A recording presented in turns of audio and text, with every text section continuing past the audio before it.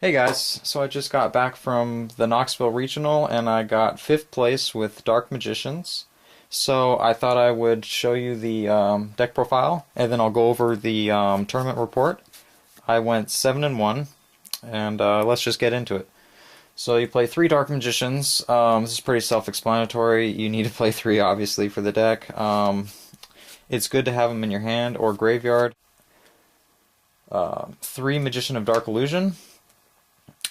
During your opponent's turn, when you activate a spell, trap, or effect, I can special summon him from my hand, and he counts as a Dark Magician when he's on the field. Also, while he's on the field during either player's turn, when I activate a spell, trap, or effect, I can special summon a Dark Magician from the grave. Three Magician's Rod. When he's normal summoned, I can add a Dark Magician spell or trap card from my deck to my hand. And during my opponent's turn, when I activate a spell, trap, or effect, I can tribute one of my spellcasters to add him to my hand. I play two Maxis, as well as a Kaiku the Ghost Destroyer. And that rounds out the monsters. I don't play Robe.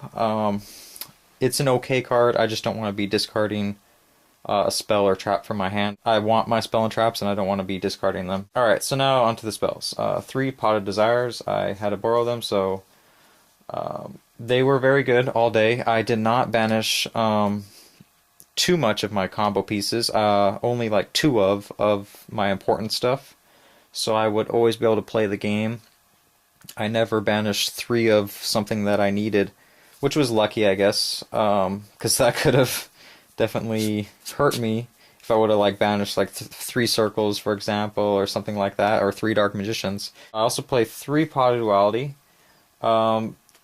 This is very important, I think, because you don't special summon that much on your turn unless you have Eternal Soul, or you can Navigation on your own turn, but usually you don't special summon that much on your turn, especially going first. You never special summon on your turn. So this is a very good going first card to allow you to set up your what you want. Basically what you want with this deck is you want to have a circle and then a way to special summon a Dark Magician, either Eternal Soul or Navigation, as well as having some traps set. So, and then you can just keep playing from there and gaining momentum while disrupting your opponent's plays. So, three Pod Duality allows you to get a combo piece that you need. Then I play three Dark Magical Circle. When this card is activated, I look at the top three cards in my deck, and if there's a Dark Magician or a Dark Magician spell or trap card that lists Dark Magician, I can add that to my hand, and then I can rearrange the order of the three cards. So that is very key as well, because I also play like Upstart Goblin, so being able to rearrange the order of the cards that you're about to draw, being able to see what they are, then you can put what you need on top, and you can Upstart Goblin into it, which I did that combo quite a bit. So you play Upstart as well. You also play two Illusion Magic, which you tribute a spellcaster, and you can add up to two Dark Magicians from your deck or graveyard to your hand, which is very important because you need Dark Magician in your hand for like navigation. As well as Eternal Soul you can summon from hand or graveyard. You play one Dark Magic attack, which, while you control a Dark Magician, destroys all of your opponent's spells and traps. Kind of good. You can easily search it with like your Rod or Eternal Soul. And then last but not least, you play Book of Moon. I felt like this card was pretty good all day. Being able to disrupt your opponent's plays. Obviously it targets, which can be bad in certain matchups, but I still feel like it was very good. On to the traps. My favorite trap of the deck is Magician Navigation. I play three. You want to see this card. This is like almost like a win condition. You special summon a Dark Magician from your hand and a level 7 or lower Dark spellcaster from your deck, as well as when this card is in your graveyard except the turn it was sent there, you can banish it to target a face-up spell or trap card your opponent controls and negate that effect until the end of the turn. So that's very key because you can stop things like any spell or that they play, like let's say Twin Twisters, Pot of Desires, whatever, you can just go ahead and banish this from your graveyard and negate that, which, I mean, is so key, especially if you have like Vanity's Emptiness up and this in your graveyard. I mean, how are they going to out that? Like, they're going to go for like Twin Twisters, you just negate, pretty much game. It's pretty hard to out. So that's obviously very good. You also play 3 Eternal Souls. This card is like the nuts. While it's on the field, all of your Dark Magicians are unaffected by your opponent's card effects. If this leaves the field, though, all of my monsters are destroyed. And then once per turn during either player's turn, I can add a Dark Magic attack from my deck to my hand, or I can special summon a Dark Magician from my graveyard or hand. So just being able to keep bringing out the Dark Magicians over and over and over again is very key, as well as with Circle you can banish their cards, so just it stops all their plays and you're gaining advantage, free advantage really. Also play 3 strikes and a warning for all the Solemns. I think you need to max out on these. These cards are just way too good in this format right now. Being able to, this deck is a very responsive deck. You're responding to your opponent's plays and being able to shut them down and just going in with Dark Magicians basically. So it's very key to play all the Solemns. Also play 2 Quaking Mirror Force. They weren't really that clutch today. I mean, I resolved it a couple times, but as well, it was pretty good having it in deck, because when I would reveal it with something like Pot of Duality, my opponent would see it knowing that I play it, so then they're gonna not want to lose to it. So that's good as well.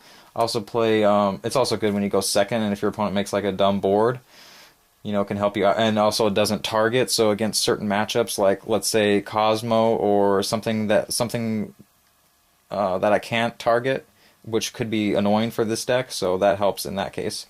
Play a Breakthrough Skill, which was very good all day, and then last but not least, Vanity's Emptiness. So overall, I thought the main deck was pretty solid. I do not play Allure of Darkness. I only play 10 darks.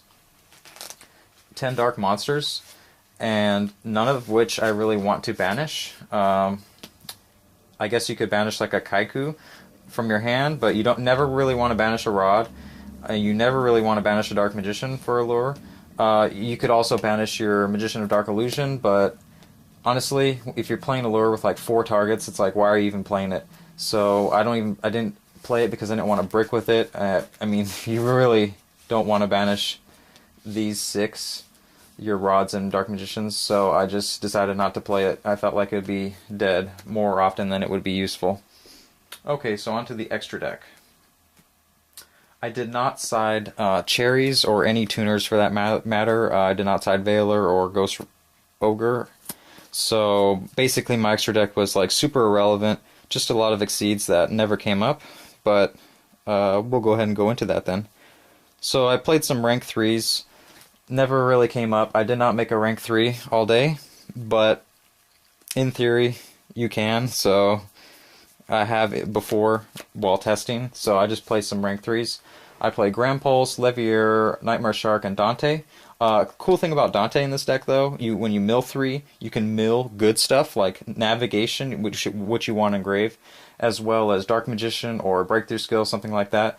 So Dante, you know, being 2500 is good, and milling some of those key cards could be good as well. Nightmare Shark, I mean, you have plenty of room in the extra deck. If your opponent does like a Soul Charge play or something, then leaves you a Rod on my field and pays a bunch of life points to make a big board, in theory I could go ahead and attack for game, summon another Rod, and Nightmare Shark attack for game. Levier, I mean, I guess I could steal something, and Grand Pulse, pop some back row. So those never came up, but they were there just in case. I play a Stardust Dragon because I side a Starlight Road. And as far as the rest are just rank 7s. So I play 2 Ebon Illusion Magician.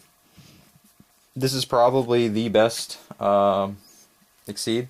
Well, arguably, but there's some other good ones as well, but this is like your go-to guy, pretty much. You can detach a material to special summon a Dark Magician from your deck or hand. Also, when a normal spellcaster type monster declares an attack, I can target one card my opponent controls and banish it.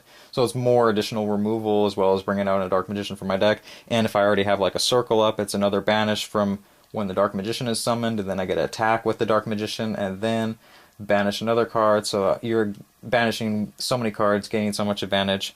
It's obviously really dumb. Ebon High Magician, never summoned this, but it can come up, so you play it.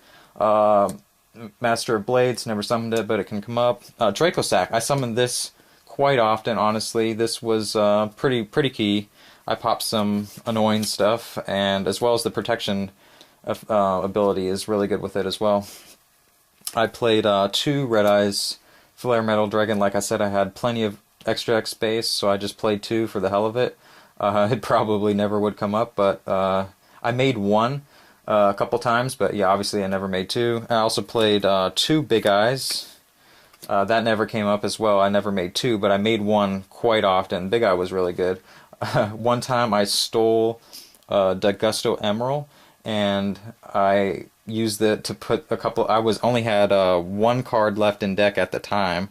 I was about to deck out because I played 2 Pot of Desires, and I took his Dagusto Emerald and put 3 monsters back in my deck, and was able to not deck out and lose, and then I ended up winning. And I also play a Gaia Charger because you could pierce for a game in theory. So the extra deck, honestly, if you were to side cherries, you could cut half of these. They're pretty irrelevant, and then you could put stuff that you would want to hit with cherries. Onto the side deck, I played 3 Kumungus, basically against anything that you can't target that's annoying that you would want to side this in. Raid Raptors got top 8 at this event, actually, which is kind of cool. As well as the Cosmo matchup is surprisingly hard because I can't target the big ships. You would want to Kaiju those. I didn't use it against ABC at all because ABC players would just stand by phase, tag out their Buster Dragon, assuming they went first, and then tag out their Buster Dragon, bringing out the 3 guys because they were scared to losing to a Kaiju, so that I never sided it again. And I never sided it in against ABCs. It's also a level 7 though, which is relevant, I guess. If your opponent controls a Kaiju, you could special it from your hand and make a rank 7. Never came up, but you could do that. Also play 3 System Downs. This was very good against ABC, going second. Going first, I never sided in going first, but going second, it's obviously key to help break their boards. Regeki, 3 Typhoons, which I brought against ABCs when I'm going first, so I can hit the Union Hanger, which is very key because that deck is really weak without Union Hanger. So you Typhoon their Hanger when they activate it, they cannot play another one that turn, they don't search, and then you're just able to disrupt the rest of their plays with your traps and whatnot, and you're pretty much going to win. So you side that in when you go first. It's also good against Pendulum decks when you're going second. You can play it from your hand, obviously. 3 Anti-Spell Fragrances for Pendulums. Starlight Road, because Twin Twisters is a little bit annoying and you don't want to lose to it. So you can just resolve Road and pretty much win. And last but not least, I played Eradicator Epidemic Virus. I actually never sided this in, but if I were to play against a troll deck, basically like a anti-meta that plays like 20 plus traps and demise and whatnot, or if I were to play against like Chain Burn, or I didn't play any Blue Eyes either, but in theory, if I open this against Blue Eyes, way to summon Dark Magician, bring that out in standby phase, and then play this, they lose all their spells in hand and all their spells for the next 3 turns. So that's not that bad because that deck is pretty weak without their spells. So in theory, it's not the worst. Didn't never side it in though. So that's my deck profile. I guess I'll go into my matchups. Round 1, I played Domain Monarch. I 2-0'd that. Round 2, I played Metal Foes. I 2-0'd that. Round 3, I played Odd Eyes Pendulums. I 2-0'd that. Round 4, I played Noah Green. He 2-0'd me with his ABCs. He went undefeated. So round 5, I played against Metal Foes. I won 2-1. Round 6, I played against ABCs. I got that 2-0. Round 7, ABCs 2-0, and then round 8, ABCs 2-1. So that was my deck profile and tournament report. As far as shoutouts, I'd like to shout out everybody who let me borrow cards, as well as the guys that I rode up there with. So thanks. Hope you guys enjoyed the video. See you later.